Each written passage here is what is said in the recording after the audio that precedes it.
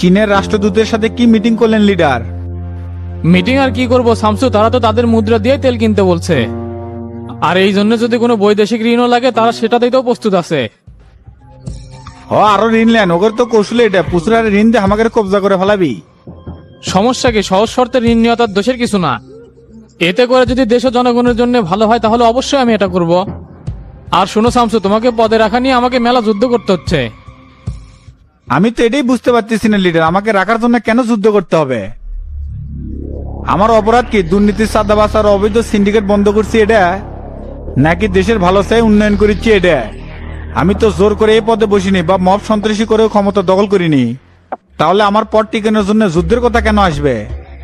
আমি তোমার কথা বুঝতে পারছি শামসু, তবে একটা কথা কি, জনতা পার্টি যেমন জনগণের দল, তেমনি এখানে নানান রকম নেতাদের বসবাস এবং তাদের সমন্বয়ে দল পরিচালিত হচ্ছে। তাই সবাই যে ইমানদারি ব্যক্তি হবে সেটাও কিন্তু ঠিক না। রাজনীতিবিদরা টুকটাক দুর্নীতি করবে, টাকা কামাই করবে, এটাই তো স্বাভাবিক। তাদের যদি একটি সুযোগ না দেয় তাহলে তো দল চালানো যাবে না। বাহ লিডার, একেবারে নিরুপায় হয়ে মনে হয় এই কথাটা বললেন।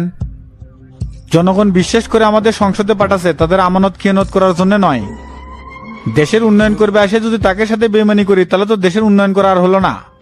আর এই দুর্নীতিবাদ চিটার বাটপারের কি দরকার আছে দলে, সেটা কোন তো? আজ এদের কারণেই তো তেল থাকা সত্ত্বেও সিন্ডিকেট হচ্ছে। আপনি কি সেটা সামাল দিতে পারতেছেন? দুর্নীতিবাজ অসৎ নেতাদের জনতা পার্টি কখনো প্রশ্রয় দেয়নি, কখনো দিবেও না। কেউ ভুলের ঊর্ধ্বে নয় শামসু, ভুল মানুষেরই হয়। আমি দলে কোনো রকমের বিশৃঙ্খলা দেখতে চাচ্ছি না, শান্তি চাই। তোমার কাছে আমি এই সহযোগিতা কামনা করতেছি যাতে সবাইকে নিয়ে জনতা পার্টির ঐক্য বেঁধে রাখতে পারি। ঠিক আছে লিডার, আপনার কথার বাইরে তো আর আমি যেতে পারি না। তাই এই শান্তি ফিরে আসার জন্য আমি কি সহযোগিতা করতে পারি? বেশি কিছু নয়, দলের অন্যান্য নেতাদের সাথে সহমর্মিতা স্থাপন। যাদের সাথে তোমার মনোমালিন্য চলতেছে আমি আশা করি তাদের সাথে তুমি সমস্যা মিটে নিবা। ভালো খারাপ মিলে অনেকেই তোমার নেতৃত্বে খুশি নেই, সেটা কি জন্য না তা আমি জানি। তবে আমি এটাই চাই সবার সাথে সবকিছু ভেদাভেদ ভুলে ভালো সম্পর্ক গড়ে তুলো। আপনার কথা আমি বুঝতে পারছি লিডার, কিন্তু মতি হাজির মোল্লা ব্যতীত অন্য কারোর সাথে তো আমার সম্পর্ক খারাপ হওয়ার কথা না। এখন কেউ যদি হয়তো আমার ওপর মন খারাপ করে থাকে সেটা তো আর আমি বুঝতে পারবো না। আর সমাধান কেঙ্গে করে কর্ম? মোল্লা মতি আর হাজির ব্যাপারটা বাদ দিয়ে আমি তোমাকে বলতেছি, যেমন তোফায়েল, হানিফ, ফজলে রাব্বি এদের গ্রুপে যারা আছে তাদের সাথে বিরোধ মিটে ফেলানোই ভালো হবে। এটাই তো আমি বুঝতে পারতেছি না, ওদের সাথে আমার বিরোধ কি আর কি জন্য আমাকে অপছন্দ করতেছে? এইগুলা চিন্তা ভাবনা বাদ দাও তো শামসু, কেন বিরোধ কি জন্য তোমাকে অপছন্দ করতেছে সেটা তুমি ভালো করেই জানো। মুরব্বীদের সামনে ছোট হলে কখনো সম্মান কমে না, এটা মাথায় রাখবা। ওদের গ্রুপের কিন্তু একটা ভূমিকা আছে জনতা পার্টিতে, তাই আশা করি তোমাকে আর কিছু বলতে হবে না। ঠিক আছে লিডার, ওদের সাথে বসে আমি এটা মিটানোর চেষ্টা করব, কিন্তু তারপরে যদি না মানে তখন কি করব? তুমি আগে বসে কথা বলো, তারপরে পরেরটা পরে দেখা যাবে। ঠিক আছে, তাহলে এখন আমি উঠলাম, মন্ত্রণালয়ে যেতে হবে, অনেক কাজ হাতে জমা হয়ে আছে। ঠিক আছে, যাও। হ্যালো টেরা, বলেক। ওস্তাদ আমি তো ঢাকাতে যাচ্ছি। কে রে, বলা নাই কোয়া নাই, তুই হঠাৎ করে ঢাকা চলে যাচ্ছ, কোনো সমস্যা আছে নাকি?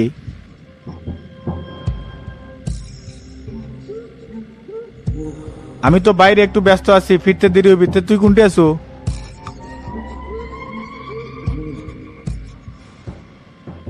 আচ্ছা ঠিক আছে, ওদের সাথে বাসায় চলে যাস, রাতে দেখা হবি নি। চাচা কোন কি আছে? কে রে, ওষুধ যে আমার শেষ হয়ে গেছে সেটা তো মনেই আসিল না। কে আপনাকে না আমি কালকেই জিজ্ঞেস করলাম, কোনো উত্তরই তো দিলেন না।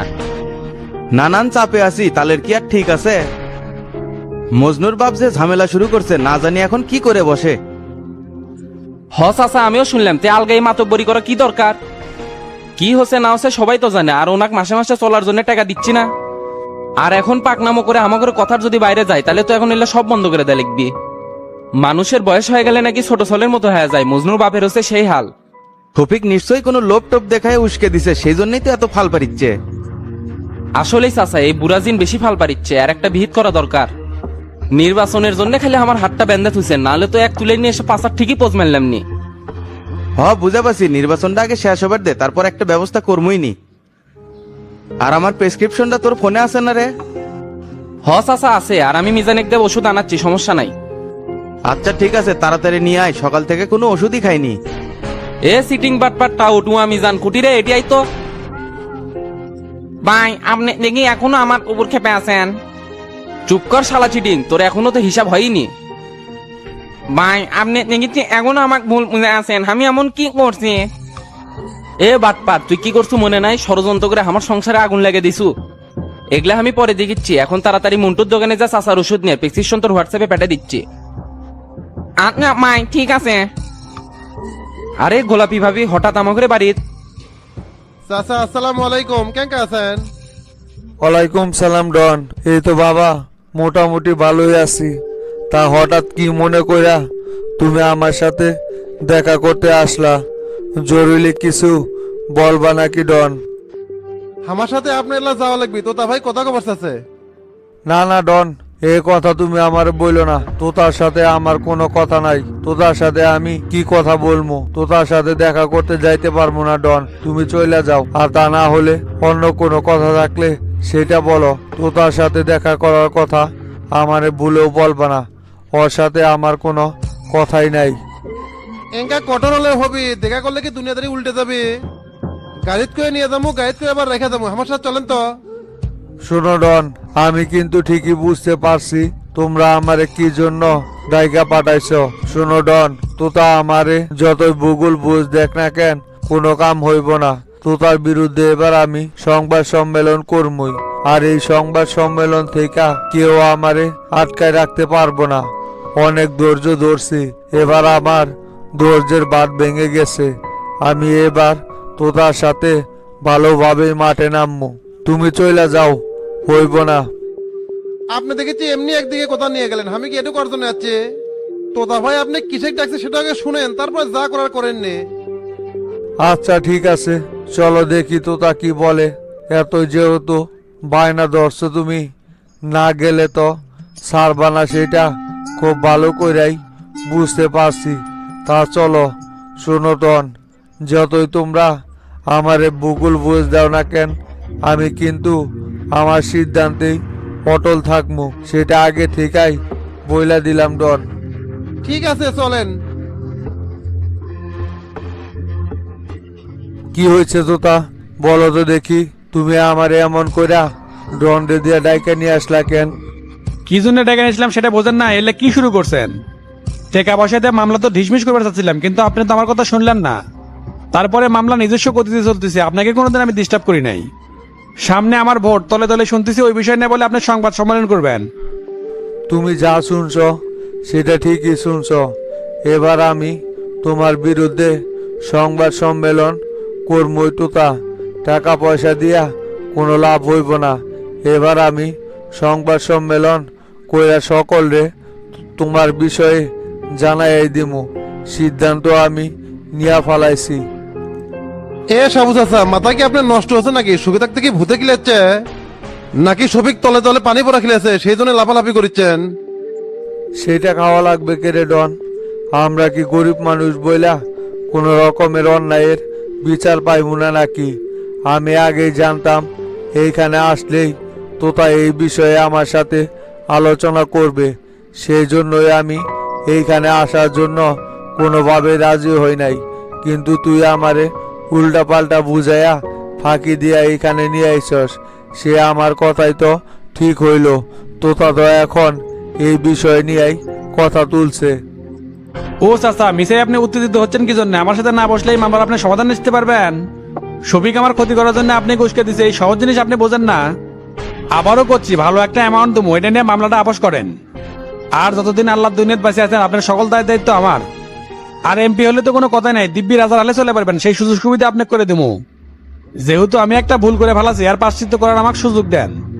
না না তোতা, তোমার এই সমস্ত চিরা বিজানের কথায় কোনো প্রকার কোনো কাজ হইব না। আমি যে সিদ্ধান্ত নিছি সেই সিদ্ধান্তেই অটল থাকবো। টাকা পয়সা মানুষই কামাই করে, আবার মানুষই সেগুলো খরচ করে। তাই বইলা কি আমি আমার ছেলেকে কোনোভাবে ফিরা পাইবো নাকি? তোমার টাকা দিয়া কি আমার ছেলেরে ফিরাই দিতে পারবা? শোনো, এই সমস্ত কথা বইলে কোনো লাভ হইব না। সংবাদ সম্মেলন আমি এবার কইরে সার মতোতা। আপনারা তো ভালো কথা শোনার জাত না, বেনের হলো তাদের বুদ্ধি। আপোষে যদি না মানেন তাহলে তো আঙ্গুলটা বেঁকা করাই লাগবে। আঙ্গুল বেঁকা করবা মানে? তুমি কি বুঝাইতে চাইতেছো তোতা? তুমি কি আমারে ভয় দেখাইয়া দমায় রাখতে চাইতেছো নাকি? একটা কথা মনে রাখো তোতা, আমারে ভয় দেখিয়ে কোনোভাবে তুমি আমার সিদ্ধান্ত থেকে এক চুলও আমাকে সরাইতে পারবা না। এ মেয়ে আপনি চুপ থাকেন, তার কোনো কথা কইেন না। এই ডন, নির্বাচন পর্যন্ত চাচাকে আমার গোডাউনে হাত পা বান্ধে আটকে রেখে দে। আচ্ছা ভাই, রাখতেছি। দেখো তোতা, তুমি কিন্তু এখন বেশি বেশি করে ফেলাইতেছ। আমারে আটকায় রাখবা মানে আমারে আটকায় রেখে কি তুমি আমারে কোনোভাবে দমাইতে পারবা নাকি? এতে করে কিন্তু আরো বেশি বেজালে পড়ে যাইবা, কথাটা ভালো কইরা মনে রাখো। এ বাল, আপনি এত কথা করছেন কি জন্য? চুপ থাকতে বলিনি? কে রে, তুই এখনো তেরে আছো কি জন্য? নিয়ে যা আমার সামনে থেকে। কি রে টেরা, কি ব্যাপার? তোর কথা শুনে মনে হইতাছে তুই ওস্তাদ রে কিছু না জানাই ঢাকাতে চলে আইছিস। তার মানে কি তুই ওস্তাদকে কিছু না বইলাই ঢাকাতে আইছস নাকি? না, যদি আবার মানা করে তাই এসেই জানালাম। কি রে টেরা, চেয়ারম্যান হয়ে দেখি তুই ভালোই বুদ্ধি হয়েছে তোর। ওস্তাদের মন মেজাজ ঠিকই বুঝতে পারস, কৌশলে ঢাকা চলে আসলি। সাবাস, আগে চাইতেও অনেকটা উন্নতি হয়েছে তোর। সেটা না বুঝলে শামসু ছোট ভাই কেমনে হলাম? তে গুরু কি অফিসে আছে নাকি? হরে টেরা, গুরু এই সময় অফিসে উপস্থিত আছে, তবে উনি সকল জিএমদেরকে নিয়ে বুট মিটিং এ বসে। গুরু যে পরিমাণের রাইগা আছে দেখলাম, আজকে মনে হয় সকল জিএমদের 12টা বাজায় ছাড়বো।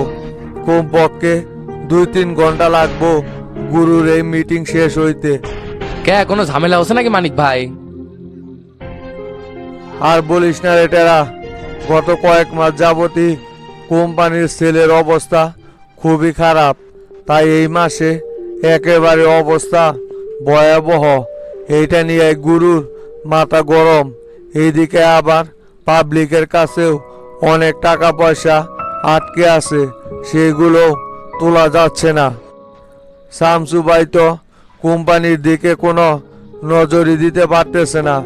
দেশ এবং দেশের সমস্যাগুলো ঠিক করতে করতেই ওনার সময় পার হয়ে যায়।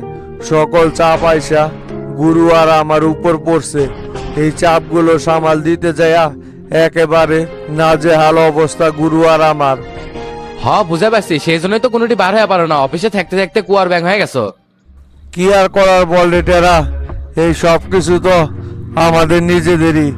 আমরা যদি না করি তাহলে এইগুলো কারে দিয়া করামু। তাই একটু কষ্ট কইরাই গুরু আর আমি সব কিছু সামাল দিতেছি, এ আর কি। বুঝে পারছি, অফিসে আর রোবট হয়ে থাকো না। চলো একটু বাইরে যাই, ঘোরাফেরার খাওয়া দাওয়া করে আসি। কি রে টেরা, এখনই বাইরে যাইবি? ঢাকাতে আসলি গুরুর সাথে আগে দেখা করবি না? গুরুর সাথে দেখা না করাই বাইরে যাইতে চাইতেছস? আগে গুরুর সাথে দেখা করে নি। তার বলে মিটিং শেষ হতে 2-3 ঘন্টা লাগবে, তে এতক্ষণ এরই বসে থাকবো। তার সে বাইরে থেকে ঘুরে আসে আর দেখা করে একসাথে বাসা চলে যাবনি। আচ্ছা ঠিক আছে টেরা, তুই একটু সময় অপেক্ষা কর। হাতে 2টা কাজ আছে। টেবিলে এই মাসের বেতনের একটা ফর্ম আছে, এটা ইমার্জেন্সি সাইন করা লাগবো। এটা যদি এখন সাইন না করি তাহলে এই মাসে শ্রমিকদের বেতন দেওয়া কোনোভাবে সম্ভব হইব না। তাই এই কাজটা না করে কোথাও যাওয়া যাইব না। কাজটা আগে শেষ করি তাইলে। আচ্ছা ঠিক আছে মানিক ভাই, আপনি তাড়াতাড়ি কাম সারেন, আমি আপনার জন্য অপেক্ষা করছি। আরে গোলাপি ভাবি, হঠাৎ আমাকে বাড়ির? গোল্লারে, আমার তো সর্বনাশ হয়ে গেছে, কিছুই জানিস না তুই।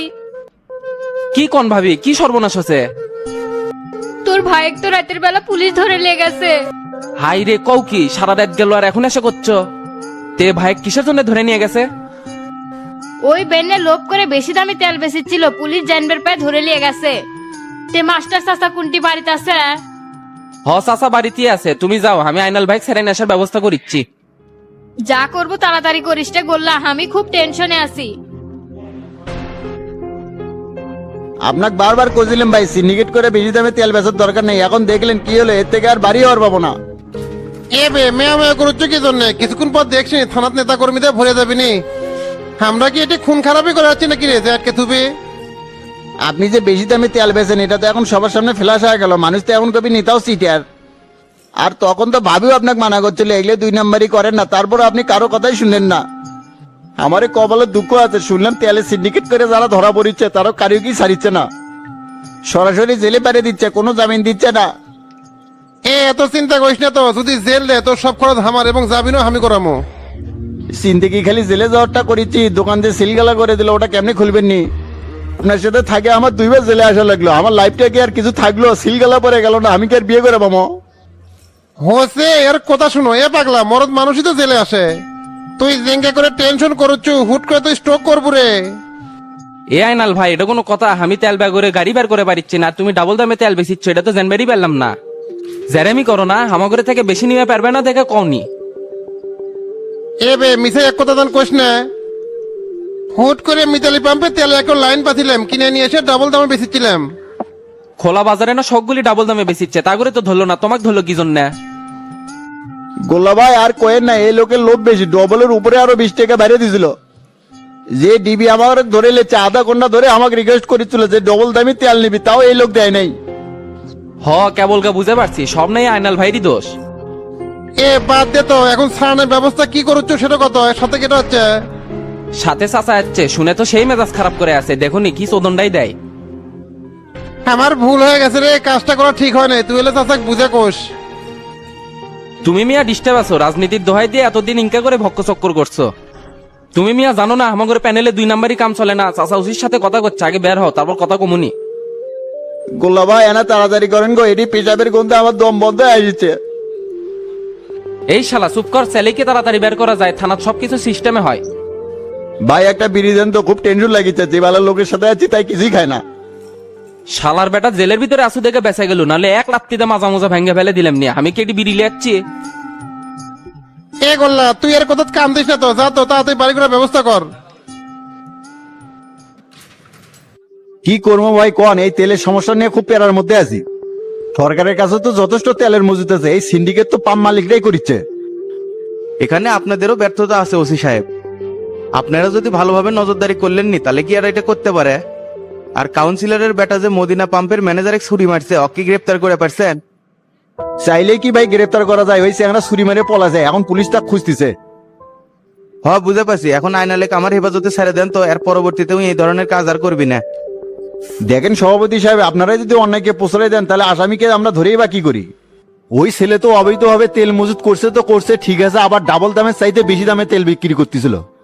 আমরা তো খোলা বাজার অল টাইম চেকিং এর উপরে রাখছি, আজকেও 3টা ধরে নিয়েছি। আচ্ছা ঠিক আছে, বুঝে পারছি ওসি সাহেব, তবে ওই ছেলেটাও কিন্তু খারাপ না, হয়তো লোভে পড়ে এই কাজ করছে। আমি শাসন করে দেবনি, নেক্সট টাইম থেকে আর এই ধরনের ভুল করবি না।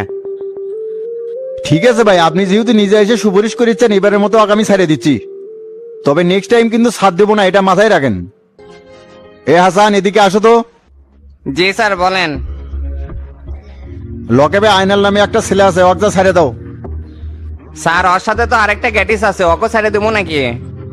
ভাই ওই গেটিসও কি আপনাদেরই লোক নাকি? হ্যাঁ, ওই আইনালের দোকানের কর্মচারী, ওকে ছেড়ে দেন। এ হাসান ওই দুটো কি ছেড়ে দাও। ডাক্তার সাহেব, রোগীর এখন কি অবস্থা? বাড়িতে নিয়ে যাওয়া যাবে? দেখেন হাতে পায়ের হাড়গুলো এখনো ভালো মতো জোড়া লাগে নাই, যদি হাসপাতাল থেকে রিলিজ দিয়েই দিই বাড়ি থেকে ভালোভাবে যত্ন করে পারবেন। সমস্যা নাই ডাক্তার, বাড়ির পরিচর্যা করার জন্য লোক আছে, ওরাই দেখে শুনে রাখবিনি। তো এমনিতে তো আর কোনো সমস্যা নাই না? সমস্যা নাই আবার আছেও, যেভাবে মারগুলা মারা হচ্ছে একেবারে প্রফেশনাল ভাবে। কি অপরাধ করছিল বলেন তো? এইভাবে তো কেউ চোর কেউ মারে না। কি করব বলেন, সবই রাজনৈতিক শত্রুতা। নির্দোষ একটা চ্যাংরাক ধরে এরকম অমানুষের মতো পিটান পিটেছে। তে আপনারা মামলা করেন, এইভাবে নির্দোষ মানুষকে মারলেই হবি নাকি? দেশে কি আইন কানুন নাই? দেশে আইন কানুন সবই আছে, আগে ম্যারের বদলে ম্যার হবি, তারপরে মামলা করবো। যেহেতু রাজনৈতিক গ্যাঞ্জাম সেই জন্য একটু সময় নিচ্ছি। হ্যাঁ নেন, এই ধরনের মারামারি তো আজকাল বেশি হচ্ছে। তো ডাক্তার সাহেব এখন আবার ড্রেসিং করে দিবেন নাকি? না এখন দিব না, সন্ধ্যার আগে আগে আরেকবার ড্রেসিং করে দিব। আর মনে হয় রুগীকে 2 দিন রাখলে ভালো হবে, তারপরে বাসায় নিয়ে যান। আচ্ছা ঠিক আছে ডাক্তার সাহেব। রমজানে কেমবা দেখলাম না মানিক ভাই ওই কুটি? ওস্তাদ ওরে যেন কি একটা কামে ঢাকার বাইরে পাঠাইছে। 2-3 দিন যাবত ওই ঢাকাতে নাই, আমার সাথেও কথা হয় নাই। আর এইদিকে তো অনেক বড় ধরনের গ্যাঞ্জাম বাইজা গেছে, সেই সম্পর্কে কোনো কিছুই পর্যন্ত শুনছিস নাকি? কিছু কিছু জানি, ভালো মানুষের তো এই দেশে দাম নাই। ওস্তাদের পিছনে মানুষ এতই ষড়যন্ত্র করলো। সেই রকমই একের পর এক ওস্তাদের উপর বিভিন্ন রকমের ঝামেলা আসতেছে। তবে এবারে ঝামেলা এখন আপাতত থামানো গিয়েছে, তবে ভবিষ্যতে যে আবার নতুন কইরা কোন ঝামেলা ওস্তাদের গাড়ে আইসা পড়ে সেটা তো বলা যায় না। একের পর এক সবাই তো শুধু ওস্তাদের ক্ষতি করার জন্যই তাল পাইতা বসে থাকে, কখন সুযোগ পায় ওস্তাদের ক্ষতি করার। আমার তো মনে হচ্ছে চেয়ারম্যানই ছেড়ে দিয়ে এসে ঢাকার থাকি। আপনি আর গুরু সবসময় অফিসে ব্যস্ত থাকেন, এদিকে ওস্তাদকে একলা ছেড়ে দেওয়ার তো কোনো দরকার নাই। তাই আমি ভাবতেছি সবকিছু একবারে ছেড়ে দিয়ে ঢাকা চলে আসবো। দূরবে কি পাগলের মতো আলাপ পারিস? তুই হচ্ছিস এলাকার চেয়ারম্যান, জনগণের সেবা করা তোর দায়িত্ব। তুই এই টাইমে ঢাকা এসে কি করবি? আর এইদিকে যদিও কোনো ঝামেলা হয় সেটা দেখার জন্য তো রমজান সর্বক্ষণিক উস্তাদের সাথে আছেই। সমস্যা নাই, তুই এলাকা থাইকাই জনসেবা কর, তোর ঢাকায় আসার কোনো প্রয়োজন নাই। আচ্ছা দেখি ওস্তাদের সাথে কথা কয় কি কয়। তাতে বল এবার কোন দিকে যাইতে চাইতেছস তুই? তোর পছন্দের জায়গায় যাইমু। ধানমন্ডি লেকের দিকে গেলে কেমন হয়? ধানমন্ডি লেকের দিকে যাইবি? না, আগে একটা রেস্টুরেন্টে চলো, কিছু খাই, তারপর ধানমন্ডি লেগে যায় বসে থাকবনি। আচ্ছা ঠিক আছে, তাহলে সামনে গাড়ি সাইড কর। ওইখানে একটা হোটেল আছে, ওইখানে কালার রুটি পাওয়া যায়। অনেক দিন যাবত খাওয়া হয় না। তুই যেহেতু আইসিস, চল তাহলে তোর সাথে মিলা খাই। ঠিক আছে চলো।